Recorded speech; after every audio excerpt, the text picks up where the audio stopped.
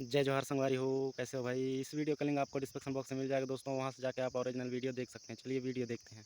तोता ने नारियल के पेड़ पर एक बड़ा घोंसला बनाया था। फिर ओह! कुछ दिनों बाद उसी में कितने कुछ प्यारा अंडे अंडा दिए। है भाई। फिर उन अंडों से छोटे बच्चे ओह! बाहर प्यारा आए। अब बच्चा तोता निकल अपने गया बच्चों को भाई। खूब दाना खिलाता था और खूब नारियल पानी पिलाता है और अपने बच्चों के साथ बहुत सुपर खुश रहता था। यार। लेकिन एक दिन एक बड़ा सफेद ये सांप कहाँ पेड़ से पर आ चढ़ गया रहा था। भाई। तोता को अपने बच्चों की चिंता होने लगी। तोता जोर जोर से चिल्लाने लगा और बहुत सारे पक्षी सांप को ओह! भगाने में तोते की तोता की मदद मदद करने के करने लिए लगे। बहुत पक्षियों की जानवर तेज आ गए आवाज एक भाई। बात सुन लेता पक्षी। है और तुरंत आसमान से नीचे आता है और सांप पर अपने पंजों से हमला कर देता है। सांप डर कर भाग वाओ! जाता है, फिर भी क्या तोता रोने बात है भाई, लगती है। सुपर फिर लाइक वीडियो सब्सक्राइब है। नहीं किया।